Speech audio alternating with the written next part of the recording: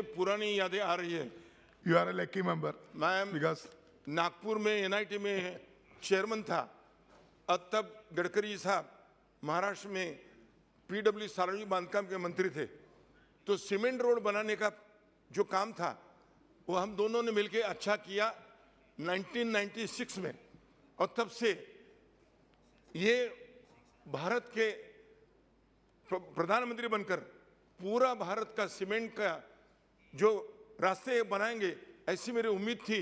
और अभी मैं तीसरी बार इस सभागृह में खासदार बन के आया हूं। तो मेरे क्षेत्र में कल रात को ही मैं एक गांव से दूसरे गांव लोणन से आदर की जगह आ रहा था, और जाते जाते इतना मुझे अच्छा लगा। जो विनती हमने की थी वो गडकरी साहब आके उन्होंने उधर के जो इंजीनियर साहब थे उनको सूचना ही दी थी। 80 किलोमीटर का वेग रहता है। मैंने ट्राई करके देखा 100 जाता है या ना जाता था। जैसे वो गांव में गया लोगों ने तालियां बजाकर मेरा स्वागत किया और मुझे धन्यवाद दिया। अच्छे काम करने वाले लोगों के लिए अच्छा कहना सभागृह में भी अच्छा है, इसीलिए मैं उनका अभिनंदन करता हूं। मेरे ही क्षेत्र में पाटन तहसील में कोयना नगर की तरफ एक केरा नदी है। वो नदी पे पुल बनवा कर कुछ काम गए 3-4 सालों से हो नहीं रहा। वाइडनिंग का काम कर रहे हैं, लेकिन आधा वाइडन हुआ है आधा नहीं हुआ है। इसीलिए मैंने उनको विनती की है कि जल्दी से वो काम करें। NH 166 बीजापुर से गुहागर तक एक रास्ता जाता है, उसको कृष्णान देवक कराड़ में एक पुल बन रहा है। 2-3 साल हुए हैं। थोड़ा गति से अगर काम करेंगे तो अच्छा रहेगा, ऐसा मुझे लगता है। अगर ये टोल नाके जो होते हैं, इसके लिए मैं गडकरी साहब को और जो कोई अधिकारी है उनको विनती करूंगा कि एक त्रिज्या होती है 20 किलोमीटर की, और उस 20 किलोमीटर जितने काश्तकार हैं व्यापारी है उनको आने जाने के लिए कोई परमिट या पास दिया जाता है। लेकिन ऐसा होता है कई लोगों को मिल रहा है, कई लोगों को मिल नहीं रहा है। तो कोई एक ऐसी धारणा हो, कोई एक यंत्रणा ऐसी हो कि अगर वो अपना आधार कार्ड देंगे, गांव का नाम भी उस पर रहेगा, और उनको अगर ऐसे मासिक पास कम दाम में मिलेंगे तो जाने आने की सुविधा उनकी हो जाएगी।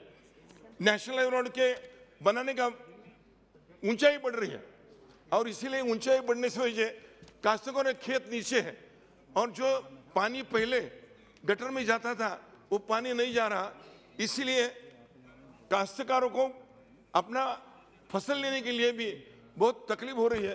तो उन लोगों ने वो पानी ओढ़े में जाए, नाले में जाए, नाले से नदी में जाए, इसकी अगर वो कुछ जानकारी लेंगे तो अच्छा रहेगा।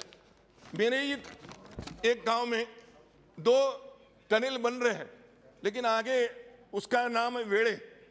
गांव इधर पूर्व की तरफ है और पश्चिम की तरफ है।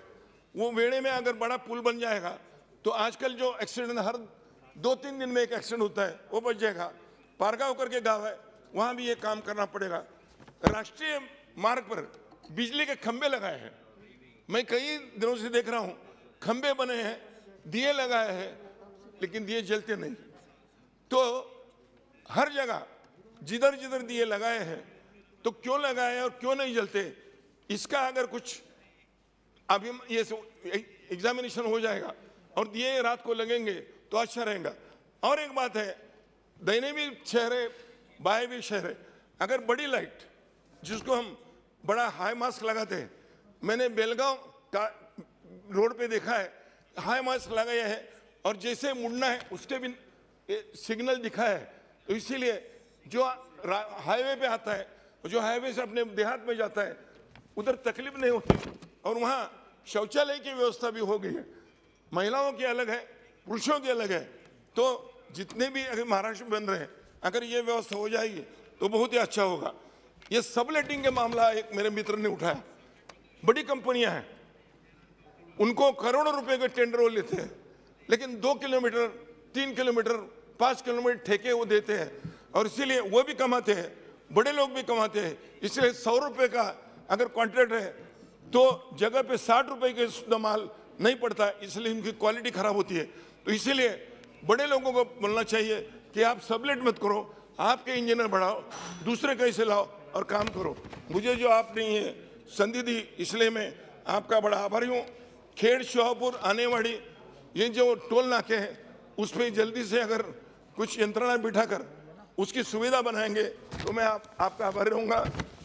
पोलादपुर और सुरूर ये एक मार्ग जो है बम्बई गोवा और पुणे बेंगलोर को जोड़ने वाला एक रास्ता है, उसका दर्जा बढ़ाया गया है, लेकिन अभी उसमें काम होना चाहिए। महाबलेश्वर और पांचगढ़ी ये दोनों भी शहर उस पे हैं, अगर वो काम हो जाएगा तो जल्दी से लोगों को सुविधा होगी। मैं फॉरेस्ट का भी आप नहीं आए, उधर का भी मैं आप बताएंगे तो उन लोगों को मिलूंगा और कर दूंगा। आपने मुझे सुझाव दिया, मैं इसका आभारी हूँ। और आप कर्तव्यदक्ष मंत्री होने की वजह से और मेरे पुराने सहकारी होने से मैं आपको शुभ कामनाएं देते हुए मेरी ये भाषण समाप्त करता हूँ। धन्यवाद। जय Hind. Thank you so much.